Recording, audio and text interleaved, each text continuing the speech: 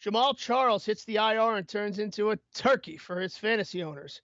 Is it addition by subtraction for the flailing Vikings offense? Does Big Ben return for Pittsburgh? And who the hell is going to start with all these Week 9 buys in the NFL? All this and much, much more as we dive into our dope ranking show. Next on the Fantasy Dopes podcast.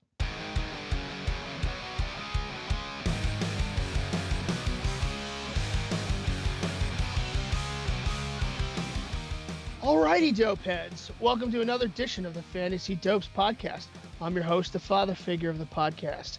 Jillian is on assignment tonight. She's actually working at the Game 7 of the World Series between the Cubs and the Indians.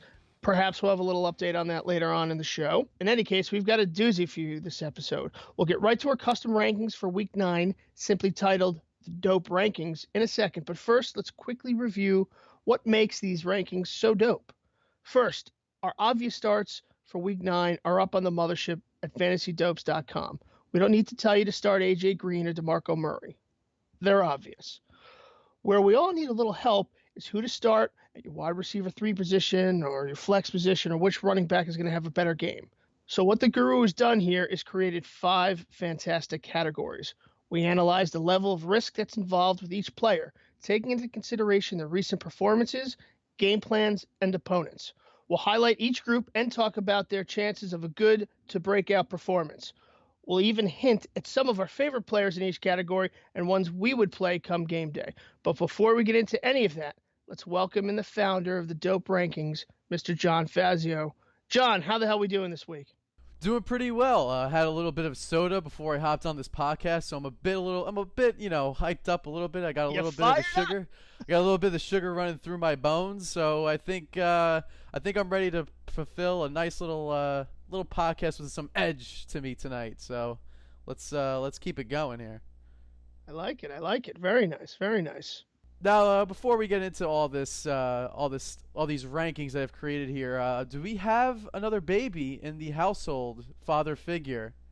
No, not yet. My wife was kind enough to cross her legs until we get through this podcast. It's a very important week 9. She knows that. So we are going to get through this podcast and probably head to the hospital sometime after that. So I will keep you updated. That's what Twitter's for. All right, well, hopefully in the next hour or so, your baby won't come pop out just yet. Hopefully he knows better to have us do the show, and then you'll be on your merry way if need be.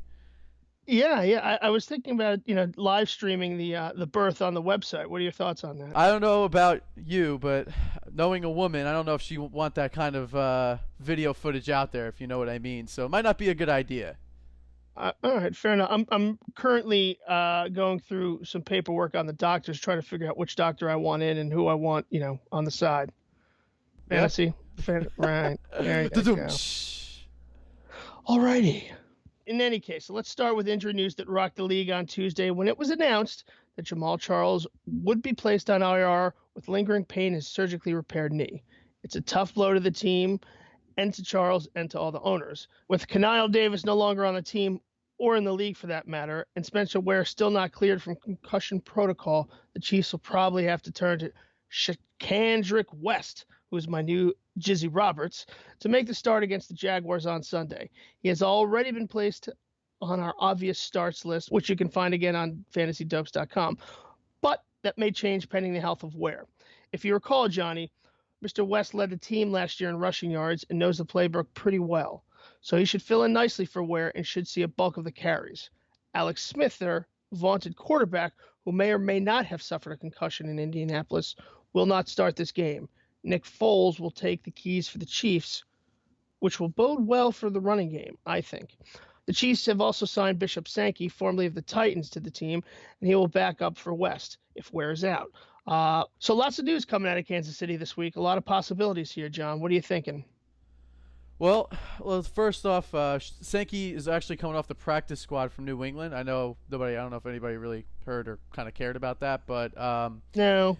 Yeah, I mean, it's, I guess worth mentioning. I don't see him doing much in this game. He's obviously going to be their backup if Ware is out, like you said, but I don't see him getting much carries. It's kind of a similar situation that Knile Davis went through as a Packers running back, and now he kind of is out of the league weirdly enough. He kind of signed with the Jets, and then the Jets signed C.J. Spiller hours later, which then promptly released Niall Davis out of the league. So I'm not going after Sankey just yet. I got to see if they even get him involved, and even if Ware comes back next week, that virtually just leaves him out of the hunt here. So I would just say leave Sankey off. He's not worth rostering. Hopefully, if you got West in your waiver wire pickups this past week, you're firing in there because he is for sure a no-doubt start, obvious start this week against the Jaguars, who are obviously dreadful in the league and on defense. So that's pretty much everything there. I mean, the Smith situation is very odd. I know they said that he was going to start, and then on Wednesday they announced Foles was going to be the starter. And they didn't outright say that it was from a concussion, but they kind of leaned that way. So it's just a very odd sequence of events that kind of happened in the last couple of days. So with Foles being in, he kind of distributed it evenly to his passing core. I'm not really so confident starting Jeremy Maclin. I still think he's an obvious start just due to the fact that there's 6 teams on buys, and there might not be a wide receiver 1 caliber in your lineup that you can't start. So if you have a lot of studs on your team and you want to leave him off the bench, I think that's the only way you can leave him out of your lineup. Otherwise, I think you're kind of forced to start him just due to his potential that he has. That's fair. That's fair. And we should mention the 6 teams that are on bye this week, week 9 in the NFL. The Cardinals, the Bears, the Bengals, the Texans, the Patriots, and the Redskins. Cardinals, Bears, Bengals, Texans, Patriots, Redskins. All on bye this week. Get them out of your lineup. Don't wait. Let's move over to Minnesota, John, where they made some coaching changes this week. What do you got for us there? Yeah, so offensive coordinator Norv Turner is now out of the Minnesota Vikings offense. They announced the news. They announced his news on Wednesday morning, and it was kind of a shock to everyone just because Minnesota is probably one of the best teams in the league. I know their offense hasn't really been doing that great, especially against the Eagles and obviously against the Bears on Monday Night Football. But he kind of just said, this isn't the right fit for me. This isn't the team that I envisioned, so there's no reason for me to stick around and burden the team with my offensive playbook. So he kind of just left. And it looks like their interim coach, Pat Schumer, is going to take over for the play calling duties on offense. So it's just an odd situation because on Monday night, I don't know if you saw the game or not, but Matt Asiata was in for about a third of the playbook throughout the whole game. And with Stephon Diggs healthy, you got Adam Thielen and Cordarrelle Patterson on their wide receiver core, you would think that Bradford was going to throw against a weak secondary against the Bears, and that wasn't really the case at all. They couldn't get anything going. Stephon Diggs had a decent game, but nothing to really brag home about. So you got to wonder what the hell was going on there, why they were running Asiata down their throats when he wasn't clearly getting anything done. So I think with this new change, I think they're going to start throwing more passes, especially this weekend, because of Asiata's inconsistency with running and just him being a plotter back. And now if McKinnon, which he's saying is going to start, even though that may not be the case, it's up to the team for him to start or not, there's a chance that Bradford's going to throw a lot to his different receivers and they can all have games. So we'll get more into that as we move along into our rankings list. Yeah, listen, Bradford had a tough 2 weeks, looked much more like the Bradford of old, but they are going home to Minnesota. I think they play well there. They have thus far this year. I see a bit of a bounce back game for them. And as good as that defense is, if they're on the field the whole time because the offense sucks, then that's going to cut into their effectiveness. So interesting news about McKinnon. We'll see if he is back from injury or not. And speaking of injured running backs, our favorite, Jacquizz Rodgers, missed another practice on Wednesday. He's dealing with that sprained foot. He's going to miss Thursday night's game against the Falcons. The Bucs are going to turn towards 2 running backs in his absence, Anton Smith and Peyton Barber. Peyton Barber, yes. They're most likely going to be a running back by committee going up against the Falcons on Thursday Night Football. And with Jacquizz going down, I think that Anton Smith is going to be the next guy up. I think he'll get a little bit more carries and a little bit more snaps as opposed to Peyton Barber. And you got to also remember that Smith used to be a Falcon. So maybe he's got a little more incentive to go out. I like those guys that go up against their former team. I just feel like they have more of an incentive to do better. and I think he has a good opportunity to showcase that. So I don't know how you feel about these guys, either way, but Yeah, Smith is a small dude, so he's not running between the tackles at all. And so I just wonder that if they get in goal line situations, anything like that, I got to think that Barber is the guy. He's a lot stronger. He's not a big guy, but he's got, I think, 15 pounds more on Smith, at least something like that. So he's a bigger dude. So that's the only thing that gives me a little hesitation when I think about Smith. Should get a bulk of the carries, I suppose, but I could see Barber plugging into the end zone for him. yeah, I think he's got a good shot. Like I said, I think it'll be almost evenly split. So I mean, Smith is small. Barber is probably going to be more of their goal line back if they get down to the end zone, red zone. So Yeah. we'll see what happens. It's definitely going to be interesting to see going forward. Doug Martin's virtually like a ghost. He's not even close to being back. So you got to think that maybe the Bucks are going to put him on IR at this point, but we'll see how his progression goes with his injuries. Yeah, I mean, I guess if you're this far down the list on running backs, I can't see Smith giving you a huge game. I could see Barber getting in the end zone, so I'm going to go with Barber, but I respect y'all going with Smith. Interestingly enough, we had a trade deadline in the NFL on Tuesday that came and went, and to be completely honest, it seemed like no one really knew about it and was very, very little talked about. So, did you know about it, John? Kind of caught me by surprise, to be honest. I think you're talking about the Jamie Collins trade to the Browns from the Patriots. It was a blockbuster. Yeah, I mean, they only gave up a third round, the Browns did, which was a bit of a surprising move for the Patriots, considering he was pretty good with them. But I think it was all about contract disputes and just him wanting a lot more money as his contract was going to expire at the end of the year. So I think they were just trying to shed the contract. But even so, I think the Patriots would have still signed him for the amount of money that he wanted, because he said he wanted big time money. But at the end of the day, I think the Patriots, they don't like to deal with contracts during the season. They're a very cutthroat team when it comes to that kind of stuff. So I think they just wanted to ship him on his way and just give him to the Browns. So I mean, kind of stinks you're going to the worst team, but he's playing for a contract, so you know he's going to go out there every day and perform. But going back to the deadline, honestly, had no idea it was Tuesday at 4 in the afternoon. I mean, I was looking on Twitter. I was up to date with every news thing, and there really wasn't any notice or any news about when the deadline was going to be or even what day it was until it passed after 4 p.m. And Schefter said something like, oh, the trade deadline came and went. Nothing really happened. I was like, trade deadline? Like, when I pay attention a lot in baseball. In baseball, they advertise for weeks their deadline, and I know baseball has a lot more trading moves than in football. But I mean, it's still, I feel like something the NFL should have taken into consideration to advertise, since they advertise pretty much everything on their network 24/7, 365 days a year. Yeah, it seems like an odd choice for them to kind of sweep under the rug. And again, it's hard to hype something that's not that exciting, but still, I mean, I would have liked to have known about it. So, yeah, I'm going to say bad job by the NFL on that. But in any case, let's move on. I want to get to these dope rankings because I'm very excited. As a reminder, we will not be talking about and listing every player on each of the categories. We're going to highlight the most notable ones, the ones we want to talk about, the ones we think we need to share with you. But you got to make sure that you go to fantasydopes.com to get the full list and make yourself an educated choice for week 9. All right. Now, let's get started with our first category. Smoke 'em if you got 'em.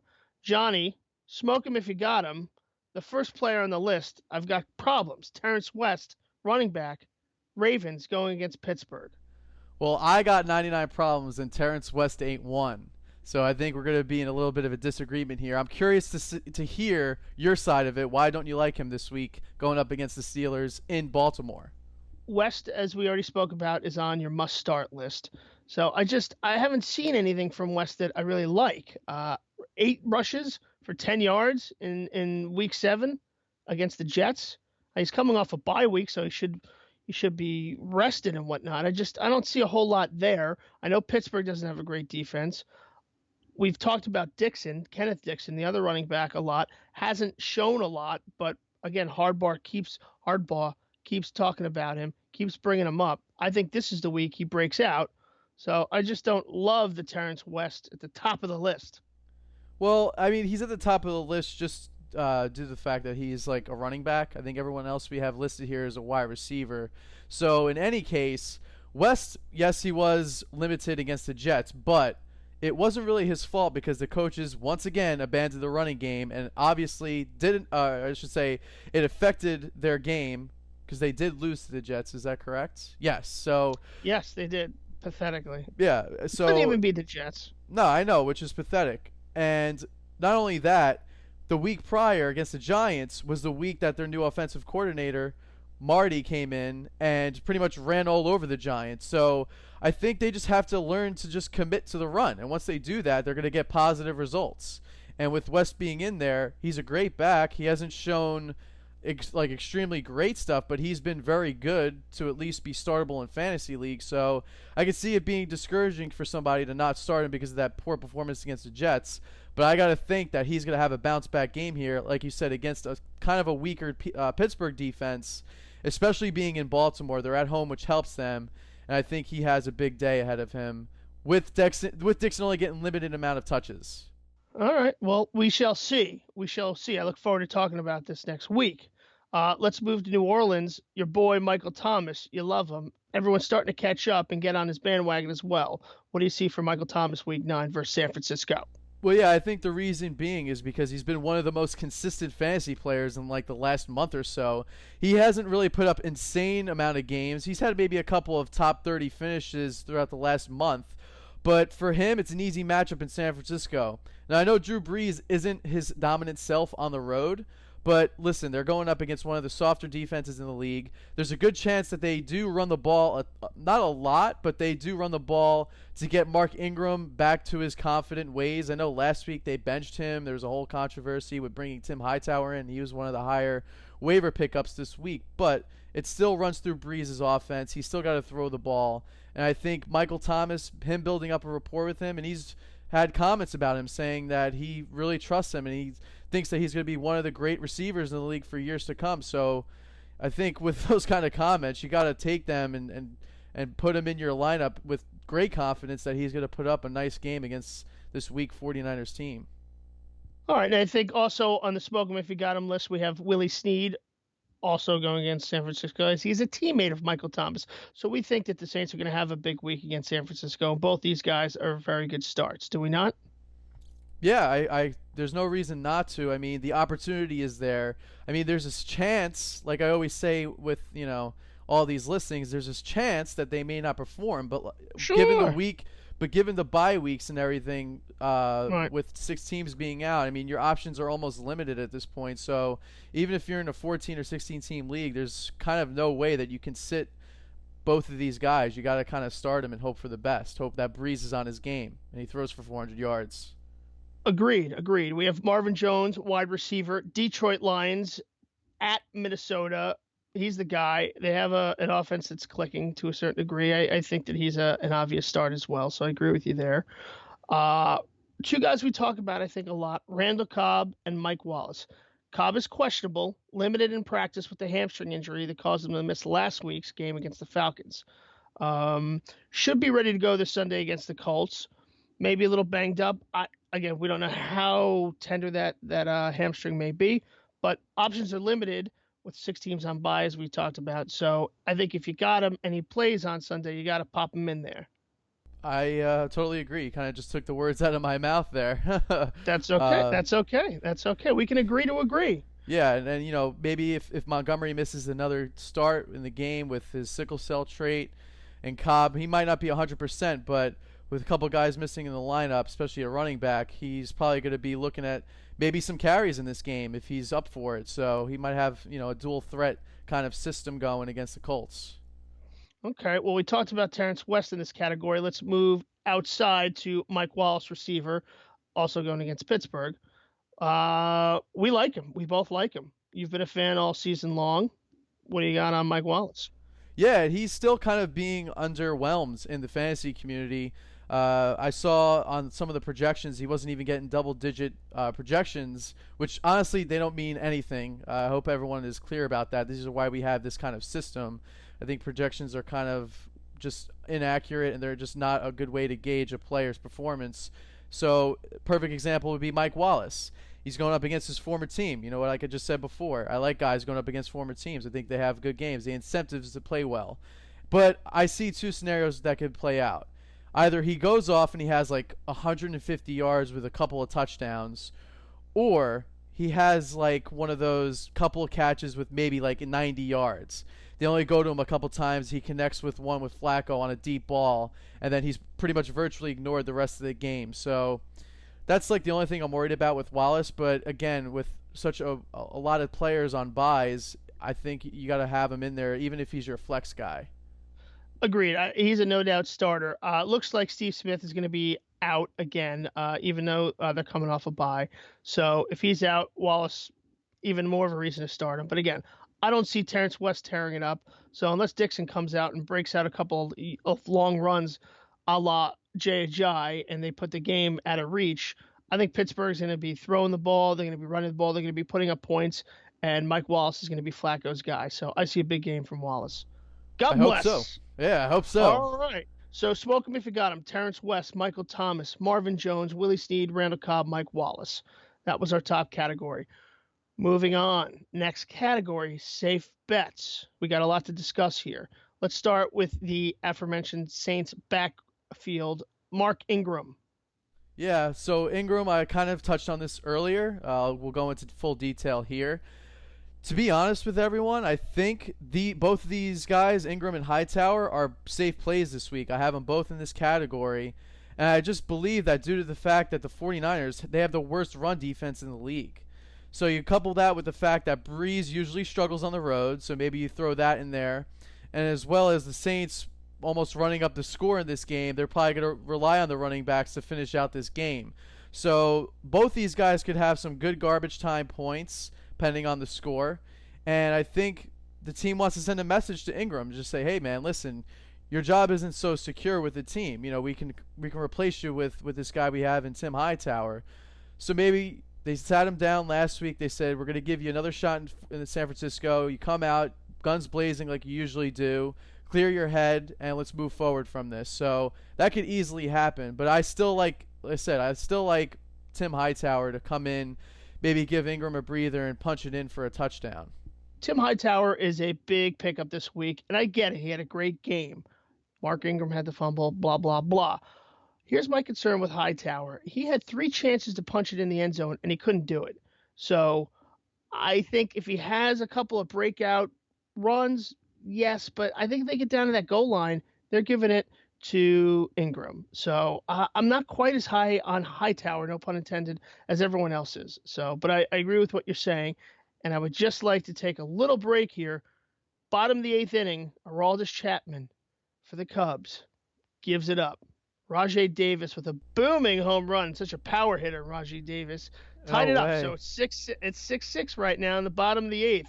There is tension in Chicago. That's wild. And not only that, Naquin was benched for Davis tonight. I don't know if anyone's listening is a baseball fan, but Naquin had that big error last night that pretty much led to the Cubs winning. So these managers, man, they're back and forth. These mind games that they're playing is working out both ways. Absolutely. And you know, Miller was lit up for 3 runs, I believe. He got knocked around and knocked out by Ross, hit a home run off him. So, and now Chapman gets blown up a little bit. So we shall see. Stay tuned. Let's get back to football, shall we? Darren Sproles is a very interesting play this week. Yeah, I mean, look, the writing's on the wall here. Sproles pretty much came in after Ryan Matthews was struggling. We all know that he's been basically a fumble machine, that is Matthews.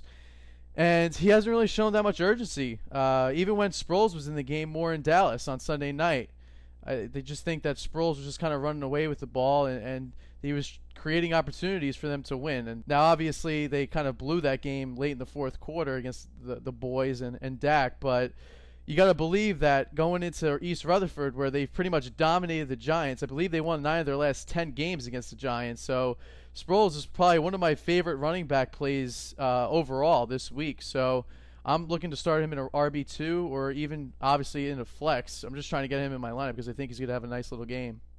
Let's talk about 2 questionables moving into this week. Tyrell Williams and LaShawn McCoy. All right. So with Williams, now I want to mention before we get into these guys, they're both questionable. They're dealing with some injuries. But with Williams, I think with Travis Benjamin dealing with that PCL sprain, he has a chance to lead the team in targets alongside Antonio Gates. And Tyrell Williams, with this knee injury, hasn't practiced as of this Wednesday. But the Chargers said he is being kept out of practice for just resting purposes only after the game in Denver on Sunday. So maybe in the Mile High City, he got a little winded. His knee was acting up. They made him rest. Hopefully he's back Thursday and ready to go. Still like the opportunity with Benjamin out, even if he's not at 100%. So we'll see what happens with Williams. If he's 100, well, it's probably not going to be 100%, but if he's playing and he feels good and Benjamin is in there, how do you feel about that? I still like him because I think Benjamin will be a little banged up. He might be out there more as a decoy than Williams. I think Williams and Gates will be the beneficiaries to Rivers on this game. They'll run a lot with Melvin Gordon. He's been pretty much a beast so far this year. No one's really talked a whole lot about him. I mean, he's been very consistent, considering last year he didn't even score a touchdown, and now he's like one of the leaders in touchdowns as a running back. So it is kind of due to the fact that Danny Woodhead got injured, but still got to give him credit for taking the lead on that and becoming one of the running backs that they hope for in their backfield. Yeah, I think he's a top 5 guy this year, right up there with Arizona's guy, Ezekiel, and Murray. So I agree with you there. Not talked about nearly as much as you should have. Let's talk about another running back who's been talked about plenty. LaShawn McCoy going up against a tough Seattle defense in Seattle. Yes, McCoy, like I said earlier, he's dealing with that hamstring injury, and head coach Rex Ryan told the media earlier in the week that he expects him to practice on Thursday. Now, it doesn't mean that he's in line to start, but it's nice to see him at least getting some practice time in there. I don't know if it's dicey because hamstring injuries, they're very hard to gauge. Players deal with them differently than other players, so the only thing that worries me is that they have a Week 10 bye after this game in Seattle. So there's a chance that they may play it safe and bench him through the bye week. Now, he is progressing, but we'll see what happens with him. We'll keep you updated on the Twitter as more news on McCoy comes around. But unless he's fully ready to go, I don't think the team's going to put him out there. Yeah, it's a tough situation. Again, I certainly wouldn't put him in there if I didn't have to.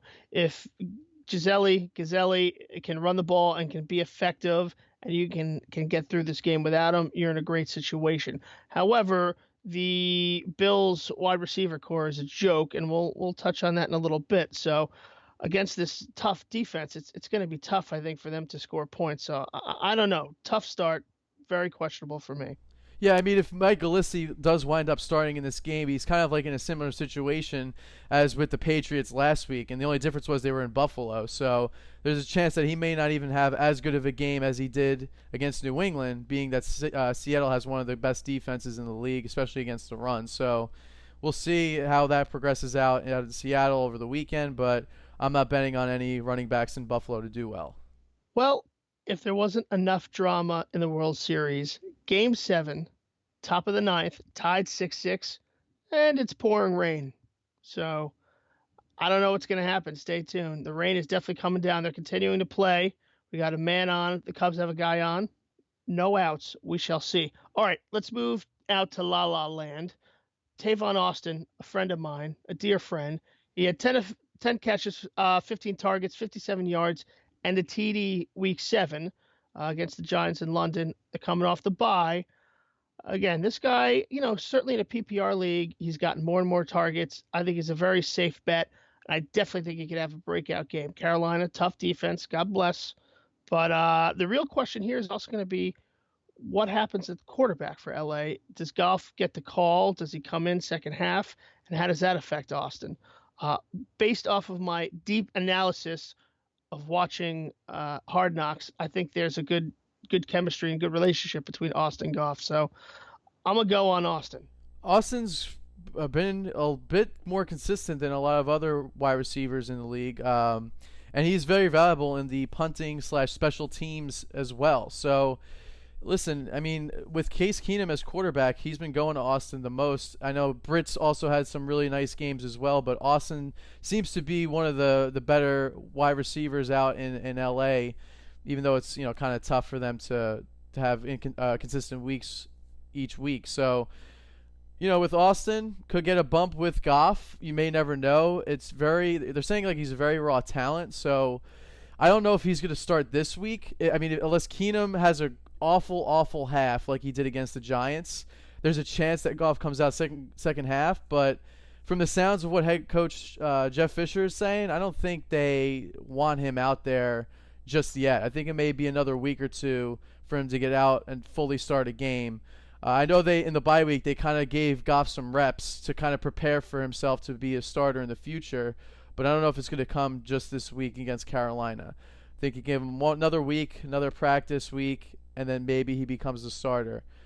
He's going to have to start eventually. He's their future, so you might as well get him some reps now while the takes are hot. Oh, sure. You go, Jeff Fisher. All right, let's talk tight ends because my butt is tingling. So we got a couple here clumped together. Gates, Brate, Ebron, Dwayne Allen. What do you like here? Who do you like, anyone over the other this week?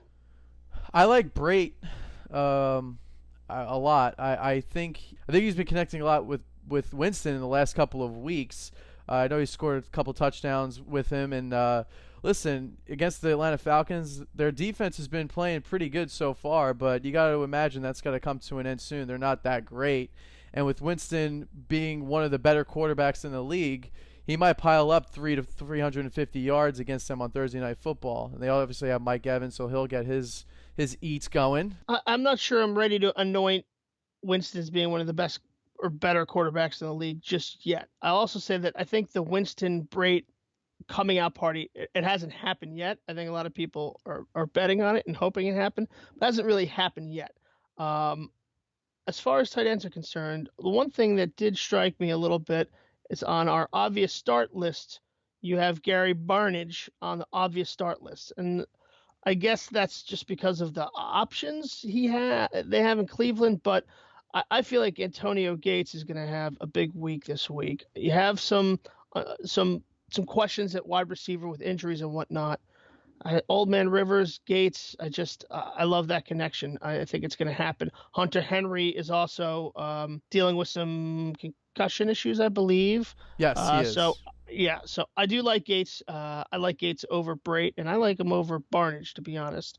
Also, Ebron, who is back healthy for the Detroit Lions, caught 7 of 10 targets for 79 yards in their Week 8 loss to the Texans. I can't believe they lost that game. So he is back from dealing with the injuries, as I said, to his ankle and knee. I think he's going to have a big game. I do. So what are your thoughts?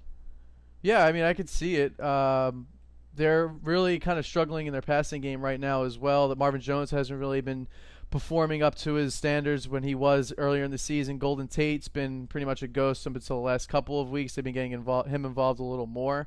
So I think with Ebron, it gives him a nice little balance on the offense. And like you said, he gets a lot of targets, so he's got opportunities to catch balls and put one into the end zone. He's a big guy, big target. And now with Theo Riddick coming back, I think with him, it just gives him more it gives him more options. It gives him more flexibility to spread the ball out. Yeah. So agreed. I think it's going to help a lot. Just having him on that field, having that target opens it up a little bit. So yes, I agree. Yeah. Dwayne Allen, questionable. Colts tight end. You guys all know that. At Green Bay, the frozen tundra. Did return to practice Wednesday. He's been out since week 6. High ankle sprain. Continues to practice. We'll see if he plays against the Packers. I don't know. If he's active, Jack Doyle still a dice roll with T.Y. Hilton looking more and more likely to miss this game with a hamstring injury. Moncrief is certainly a stud. Where do you see Dwayne Allen fitting into all this? Well, it depends on if he continues to practice. You kind of alluded to that earlier. If he gets out there, then they might want to take it easy with him just because he's missed a couple of weeks on the field. They might want to ease him back in. And they might have Doyle in 2 tight end packages and have him involved. But it's still, like I said, it's still a safe play, but just because of the talent he possesses and just the options that are out there. I mean, after this, the list kind of dwindles down a bit, and you're going against with guys that are more questionable to get targets and scoring opportunities. Yeah, well, that's true. I mean, we're getting to the bottom of our safe bets list here. So let's see. We've got Kendall Wright, Corey Coleman, and Ty Montgomery. Coleman and Montgomery have the injuries, so they're questionable. We'll see. Corey Coleman, I think, has all the talent in the world. Whether or not that comes to fruition in Week 9, I don't know. Ty Montgomery, we've spoken about a lot in the past, so I don't think we need to get into that too much. You have any thoughts on Coleman or Kendall Wright for that matter? Well, Coleman, he's more of like, these guys are more like the lower ends of like safe starts, just because of the injuries they're coming off of. Coleman broke his hand during practice when he was prepping for Week 3. He's been out on the field ever since. But the good news is that when he was playing, Josh McCown was out there, and he was throwing to him a bunch in Week 2. He had a big week. So he may creep up in the categories as the weeks roll along, but just because of his injury, he's still like in the middle of between a rolling the dice category and a safe start. So I just think he does well against the Cowboys. He has opportunity to score. I think Dallas will run the score up pretty much, and that gives him more options out in the open. So, and you got to figure they're going to be double teaming Dr. Pryor. Yeah. Pryor is just a beast. I mean, I think he'll just get his looks. I know he didn't practice on Wednesday, but there's no indication that he's going to miss any time. So he should be a surefire bet to get some production out in fantasy. Okay. All right. And Kendall Wright, after the game Thursday night, Coach Mike Mularkey would not fully commit to Wright as a true every down starter. I don't think they're going to keep him off the field. I just don't see it. To me, he's the number one guy. So that's my take. I've talked to Marcus a lot. He agrees with me. What are your thoughts? Yeah, I mean, I think they used him a lot in this game. He has a nice little fantasy day ahead of him. He doesn't really have much talent in front of him to hold him back. I mean, Rashard Matthews is whatever. They got Tajay Sharp, who's been a bust pretty much. He hasn't had a good week since Week 1. And you just got a couple of bums on the team. So, and Andre Johnson retired earlier this week. What a great career. He was on the Titans, had a couple of touchdowns, I believe, but nothing, off the charts. So with Wright, it's more just ignorance for Wright. I think he just has to keep performing well, and I think he does. So he'll get his chances, and once he turns in another good game, they're going to start saying how good he is, and he's going to be in the lineup, so on and so forth. Yeah, the second Texans offensive great that retired this year, Andre Johnson, and before him, Arian Foster. Right, that too. Arian Foster. He's retired. What do I care? He's on your team. Names, right? Come on now. All right, let's move on. Third category, rolling the dice. Snake eyes. Latavius Murray going up against Denver. Your thoughts, Jonathan? Might be a little surprising to see his name here. I think a lot of people are kind of scratching their heads thinking this guy should be in the safe bets group. He's, top 15, maybe a top 20 running back in the league. I mean, he's no Terrence West, but since he's returned from his toe injury, Jalen Rashad and DeAndre Washington have both been involved in the backfield along with Mr. Murray. Now, look, Murray does lead the backfield in carries, and it's unlikely that the other two guys will overtake his job since they didn't really do too well starting in his place. So will he have more than 18 touches in this game? Doubtful. If they have 3, sometimes 4, with Oluwahi in the backfield as well, getting the ball. So he's facing one of the toughest defenses in the league. I know they're not that great against the run, but you have to imagine they're going to game plan for Murray and try to limit him as much as possible in Oakland. Agreed. All right, so I'm going to run through a couple of these. Anton Smith, Tampa Bay, we already talked about. Coby Fleener continues to be a disappointment. He's going to score some touchdowns here and there. So, not as highly ranked as the other guys we just talked about. Peyton Barber, we talked about before. Ryan Matthews going against the Giants. CJ Prosise. Am I saying that right, John? Prosise. I tried. Prosise. Going up against Buffalo. we'll see here again, depending on who exactly starts, who doesn't, could be a good play this week. Nothing overly exciting about him, I don't think. John, do you agree with that, or? Yeah, pretty much. I mean, All right. I'm just making sure. Some yeah. people are high on him this week, so I just, there's been chatter out there. We talked about Asiata. Bilal Powell, I like. Jets going in Miami, we talked about that. Obviously, Forte is an offensive weapon, but Powell had a great game last week. I think he's going to continue to get touches. He can catch the ball a little bit out of the backfield. I like him. Derrick Henry, Titans back up to handcuff to DeMarco Murray at San Diego. I think he should be owned in a lot of leagues. I think he's getting more and more playing time. And Murray's no spring chicken. Anything about any of these guys that jumps out at you before we move on?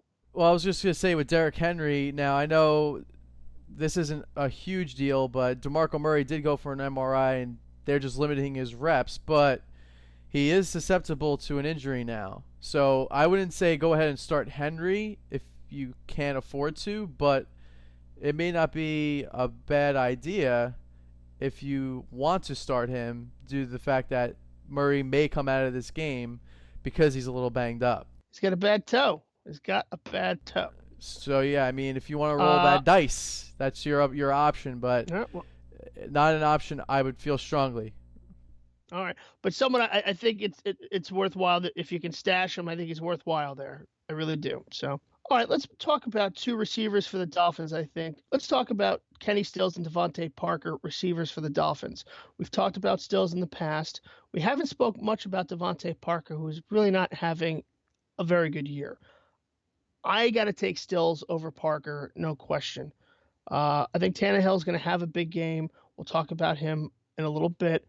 But Revis got absolutely smoked by Pryor last week. I mean, I think he may retire before the year's out. He looked slow and terrible, and Stills has massive speed.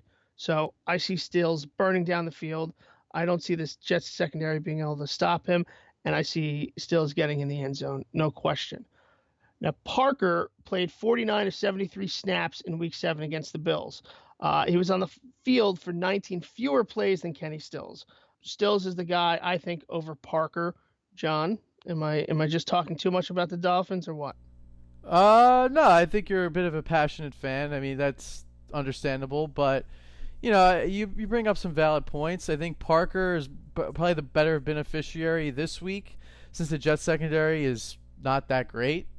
I think Ajayi might have a little bit of a tough time running against this defense, but I think Tannehill might want to look to open up the offense a bit in their passing game and look downfield to Stills or Parker. So tough to trust either of these guys to see who's going to have a bigger game, but you got to imagine Parker's going to bust out sooner or later. So this might be a good week for him to come out. All right, that's fair. Allen Hurns, beneficiary of some garbage time TDs last week. We haven't really gotten into the whole Bortles and Jaguars mess. It is a mess. Actually, you touched on it earlier this week in the podcast. Bortles brought in his guy. We don't need to retread that. Hurns, he's in the roll of the dice category here. What can I say? Same with TJ Yeldon. All right, we got Mohamed Sanu up next. What do you got for him, John? So Mohamed Sanu, he had double-digit targets last Sunday against the Packers. It was a season high for himself, and he caught 5 passes for 80 yards and a touchdown when he first met the Bucs back in Week 1. Now, he's scored in 2 of his last 3 games, and he's looking to put some pressure off Julio Jones once again against the Bucs. So I think he might have a nice little game depending on how they go in their running game or in their passing game in Tampa Bay.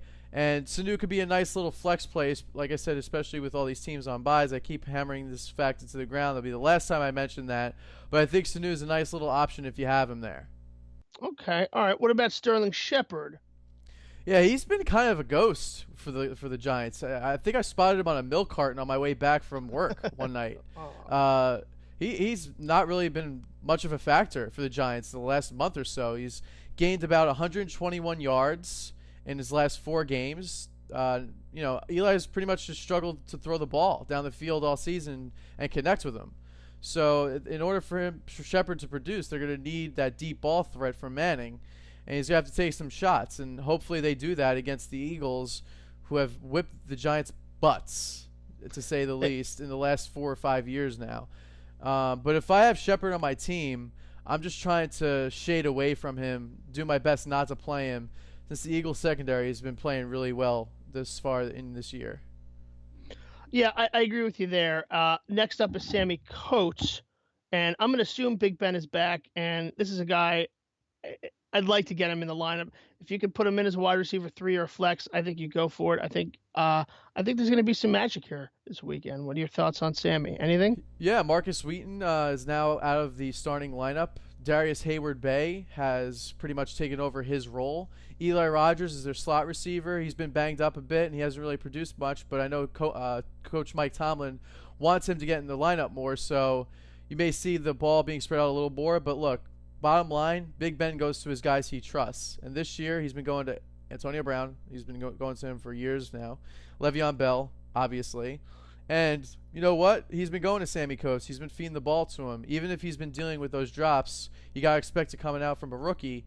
And if he throws to him, I think he has an opportunity to run the ball down the field and score a big touchdown like he has in the past. So if you start Coates, you got to expect at least 50 yards from him because he's been pretty much putting that up since he started in the league. Agreed. Now, across the field on the other sideline, you're going to have Flacco. Is he going to be able to throw to old man Steve Smith Sr. or no? Well, he hasn't been practicing as of this Wednesday. Smith still dealing with that ankle injury, and he's missed both weeks 6 and 7. Now, the Ravens are coming off a bye, so maybe he's feeling a little bit more fresh, but he's still not a great sign that he's not in practice right now. So I'll be hesitant to put him in any lineup right now. You still got to hear more news coming out on the team when this weekend rolls along.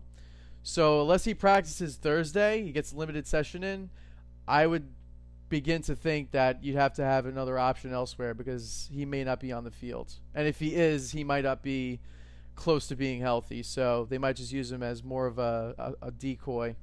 Okay, that makes sense. Dennis Pitta, same game.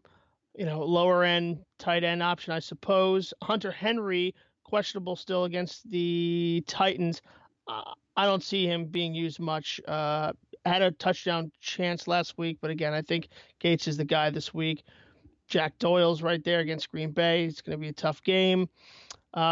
Moving down the list further, Tyreek Hill, you and Jillian spoke about last week.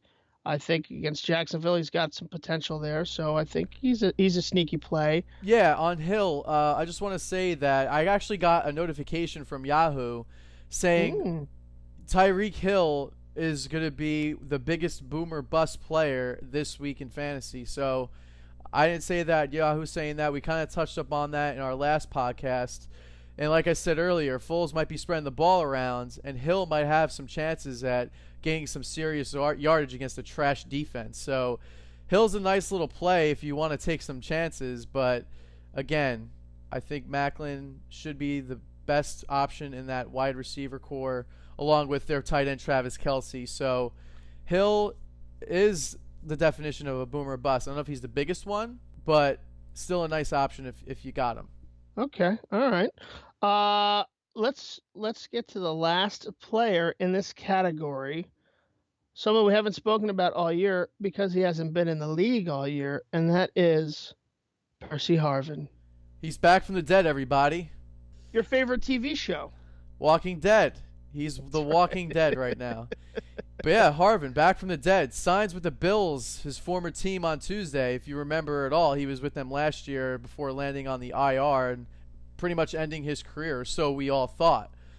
Head coach Rex Ryan said earlier this week that he hopes to catch lightning in a bottle with Harvin, but there's no guarantee he's going to do that, and how long he could even be on the field for. I mean, there's a chance he goes out in the field and he tears a hamstring second play of the game just because he's been out of the league for so long. It is ironic that he is going up against his former team that he thrived in, and there's a chance that he suits up. I mean, they haven't really said that if he's going to play for the Bills or not this weekend, so we'll see. But kind of ironic that he signs and they're facing his former team. So stay tuned for more info on Percy. I'm sure we'll be on top of up-to-the-minute news and analysis on him. Yeah, I'm not sure how much you can expect from him this week, especially with a long plane ride out to Seattle. But worth keeping an eye on moving along. So, listen up, dope fiends. We are going to take a quick little break and come back with our last two categories and talk some quarterbacks right after this. Want to know which fringe players you should start or sit in your fantasy leagues? Want up-to-the-minute news and analysis from the beat reporters around the league? Follow @FantasyDopes on Twitter to get your fix and fill the void of having to worry about which player will feast or famine. Alrighty, folks, we're back for Deep Cuts.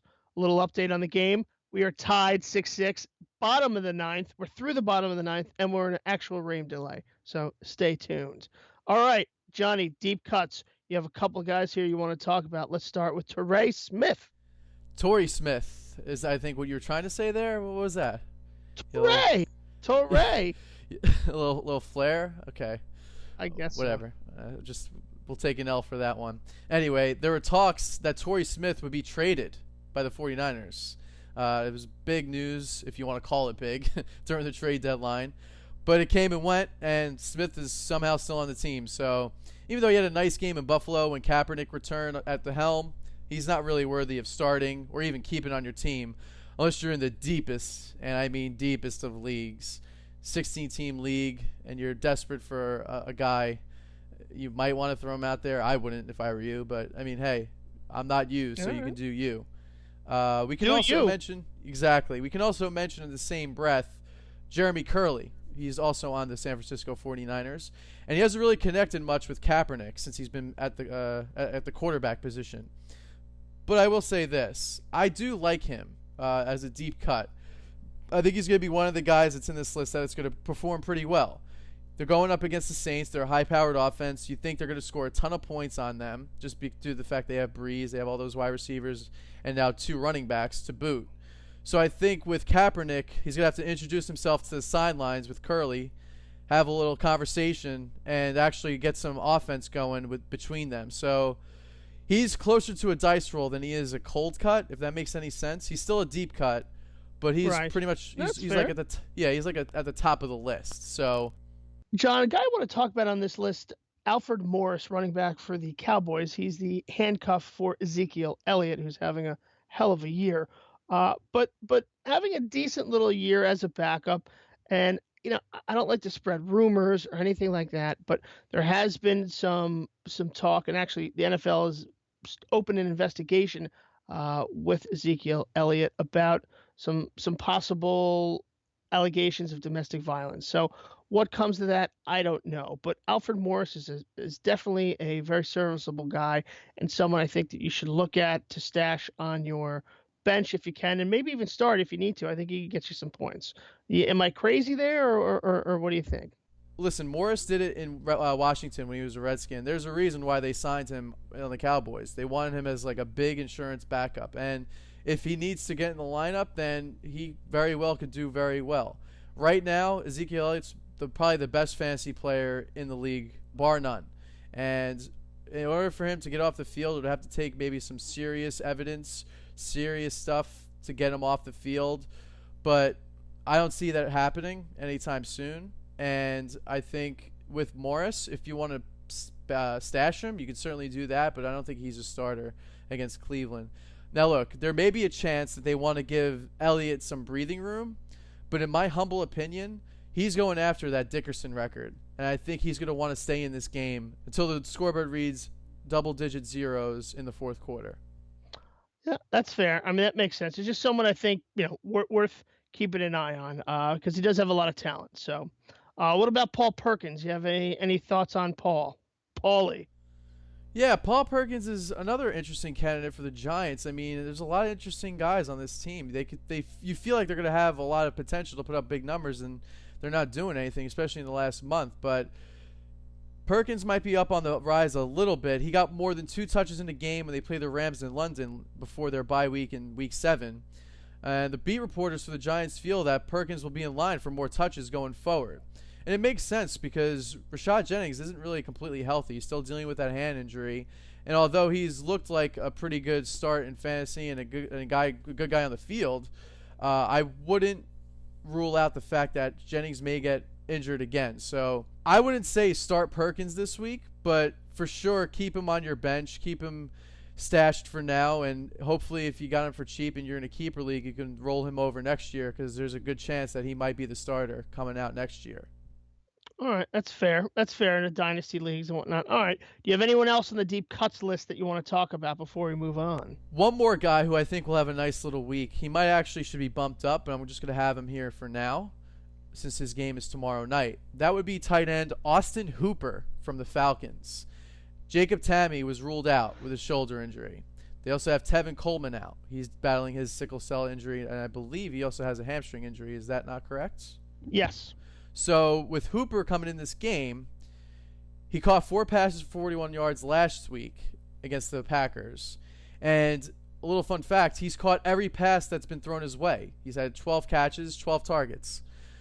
But this will be the third or fourth option in the passing game now that Freeman will see more opportunities to catch balls in the backfield with Coleman being out. And you obviously got Julio Jones, and you also got Mohamed Sanu.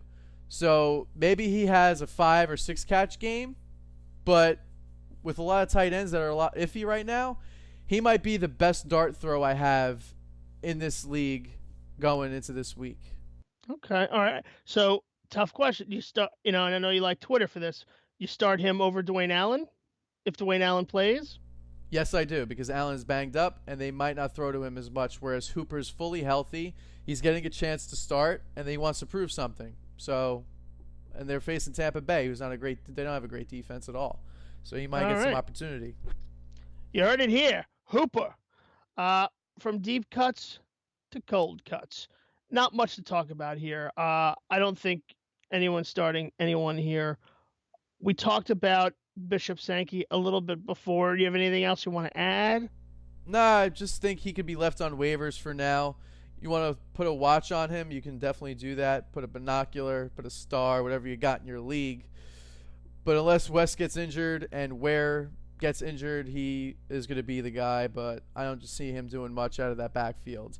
I also want to bring up a guy that's kind of been off the radar up until recently. And that's going to be tight end Ladarius Green on the Steelers. Coach Tomlin said that Green has a good chance of playing against the Ravens in Week 9.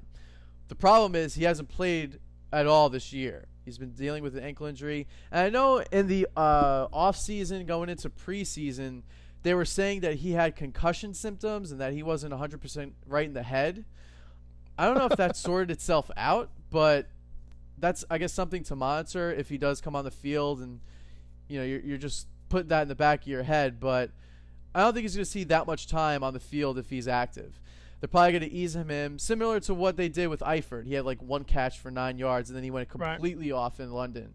So I'm not saying he's like an Eifert, but I just feel like, especially with a gimpy Ben Roethlisberger, if he's starting, and that whole offense rolling, he might just have a catch or two to get going, get used to some tackles and being on the field.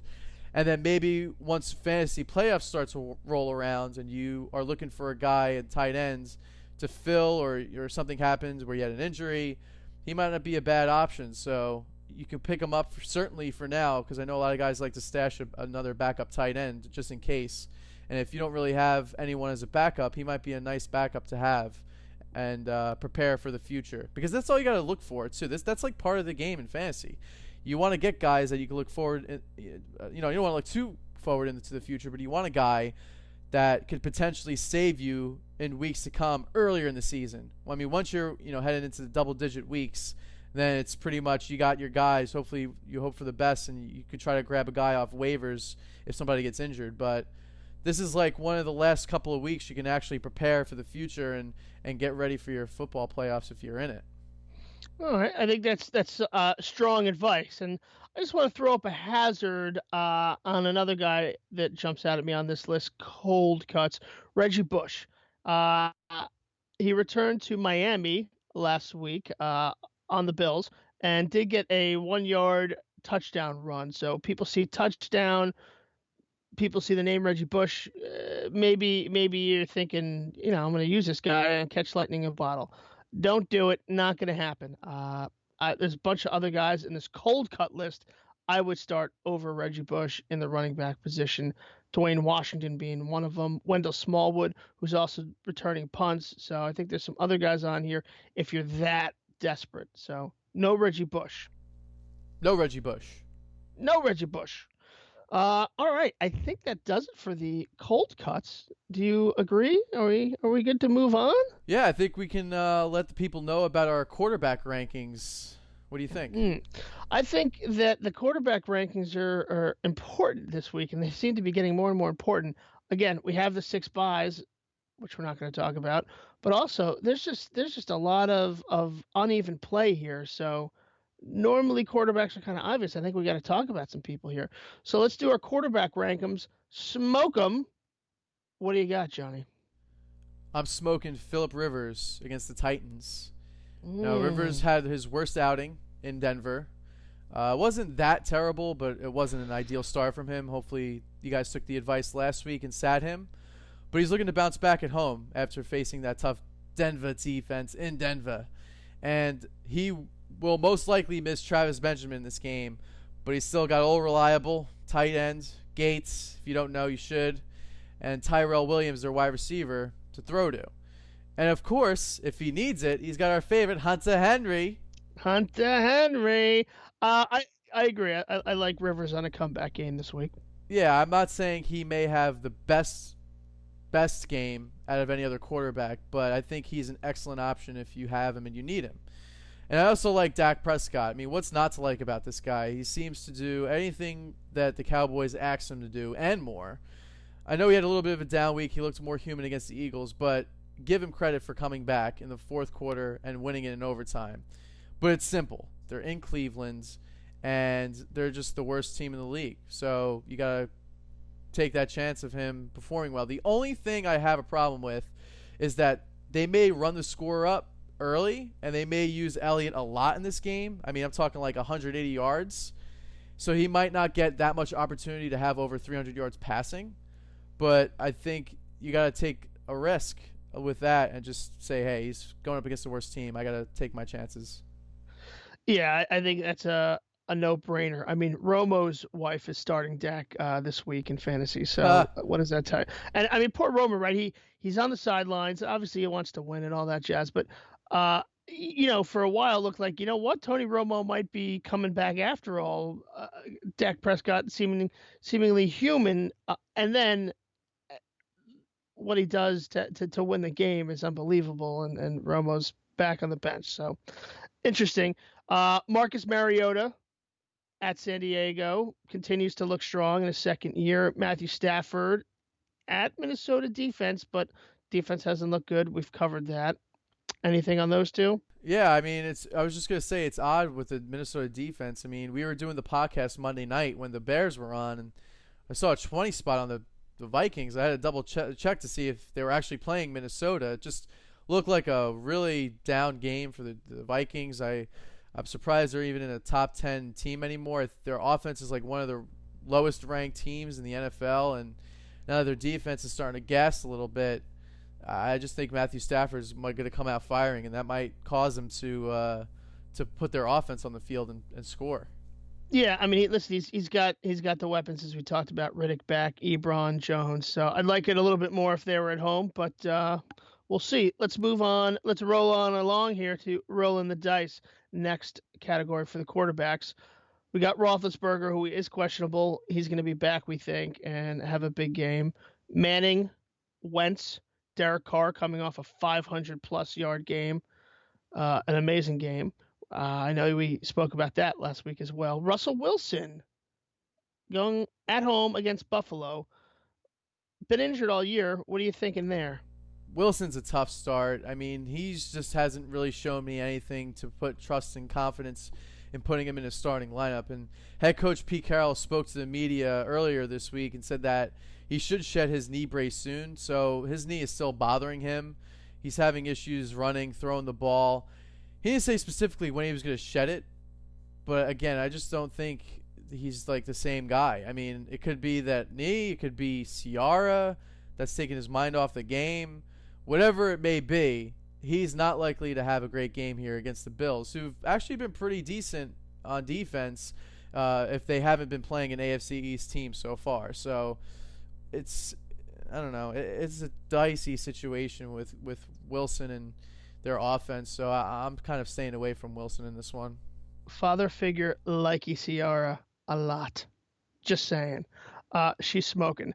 From one dicey situation to another, the curious case of Blake Bortles. Fantasy numbers looked good last week. We talked about it. Had the 2 touchdowns in garbage time, 3 touchdowns total. So I had a great week fantasy-wise, but looked terrible. We've covered this. It's a wait and see, but you can't feel good about Bortles second half or week 9. Nah, your only hope with Bortles is if they're down big again against the Chiefs, and he becomes Groucho, scoring in garbage time. They're the garbage team in garbage time. That's your only hope. Okay, Fitzpatrick should be shot. Terrible. He was so bad he couldn't even throw an interception last week. That's how bad his balls were. The defense couldn't even get him. So, my prince, Ryan Tannehill. Again, I think we talked about him before with Stills and Parker. I think he's going to have a big day. He's coming off a bye. Everyone should be nice and healthy. The Jets team looked, they won somehow against Cleveland, but they looked terrible. So I think Tannehill is going to have a big game. You're gonna stuff the box. You're gonna try to stop Jay. That's fine. He's got multiple weapons. The law firm of Landry, Parker, and Stills. So I think Tannehill goes off. I think he's my top streaming quarterback for the week. God bless. I'm saying it. I think he has a big game at home against the Jets. Oh man, I cannot disagree with you more. Tannehill, look, Tannehill has had a couple of decent games, but this is what he does. He leads you to believe that he's a good quarterback a couple of weeks after being such a terrible, terrible option, and then he just puts up a complete stinker. And I want to bring this up. I feel like the Dolphins have played at home every week so far this season. What's the deal with that? Hey man, we just play the games where they tell us to play it. I don't know what to tell you. I mean, they're gonna be away for most of the second half. I mean, that kind of stinks too because they're in Miami, playing in one of the warmest climates, and they're not even gonna be there in the chiller months. So, disadvantage to them. Well, whatever, John. Whatever. Deep cuts, quarterbacks. Let's move on. So yeah, in the deep cuts category, I know I said last week that we weren't gonna have more than 3 categories, but this week kind of proved to me that there should be a separation between cold cuts and rolling the dice. I just feel like these options may not be terrible if you're in a 2 quarterback league, and that's the sole purpose of me adding this category for quarterbacks. I just wanted to get that out there, and I only have 3 of them in there this week anyway. It's got Josh McCown going against Dallas. So if they're getting blown out, you think he gets some garbage time action, you can certainly roll him out there as a quarterback too. Tyrod Taylor in Seattle, same situation, although I'm not as fond of Taylor as I am McCown. And I also have Joe Flacco, who's been really bad this year, going up against Pittsburgh and Baltimore. I'm not sure he has a great game either. If I were to guess, I think McCown has the better game of the 3, but I'm not feeling good about any of these guys. Again, if you have a 2 quarterback league, got to go to McCown. Other than that, I'm kind of just hoping for the best with the other 2 guys. All right, that's fair. I think if you're counting on any of these guys, you're in trouble. God bless. All right, moving along, our final category for the evening, cold cuts. Trevor Siemian against Oakland, Nick Foles against Jacksonville, Case Keenum versus Carolina, Landry Jones at Baltimore. I mean, you're up the creek if you got these guys. Yeah, not feeling comfortable starting with any of these guys. Maybe Foles, out of anybody, would be my pick. That's fair. That's fair. He's put up some big games in the past for Philadelphia, so you never know. I just think that the wide receivers in Kansas City, I know we talked about Tyreek Hill, we talked about Macklin, they got Travis Kelce. They're not that consistent, and it's tough to predict that offense. And Reed likes to run the ball a ton, and it's going to be interesting to see if he keeps that going with West. I mean, he led the team in rushing last year, so you got to think they're going to run the ball again a lot, especially against that terrible Jaguars defense. But you got to think they're going to air it sometimes. So that's the only reason why I think he's just a cold cut. It's just the coach. The coach doesn't like to use their offensive passing weapons as much. I got to be honest with you, Johnny. I think we've given the people, our beloved audience, a lot to chew on here. This list and more can always be referenced at the mothership, fantasydopes.com, And be sure to follow us on Twitter at the old handle @FantasyDopes for breaking news and actives. Great game day advice by the guru, Johnny Faz. So, yeah, I think that covers it. Again, Cardinals, Bears, Bengals, Texans, Patriots, Redskins, all on buys. We are here to help. Hit us up on Twitter. Johnny, what do you got? Anything else? Take us out here. I got Zobrist doubling in the 10th inning, giving the Cubs a 7-6 lead with 1 out, runners on second and third. It's a big spot for the Cubs. We'll see who comes in the bottom of the 10th. I guess you'll have to find that out either in a couple of minutes here. Next week on our podcast. I'm sure people aren't tuning into baseball for that, but that's a big moment for Chicago sports. We'll see if they hold the lead going into the 10th. How about Ben Zobrist? Can he do it 2 years in a row? Unbelievable. Well, we shall find out in our next podcast, so stay tuned. Check in Monday or Tuesday, folks. Have a great week 9. Hit us up on Twitter, Fantasy Dopes. Love you. God bless.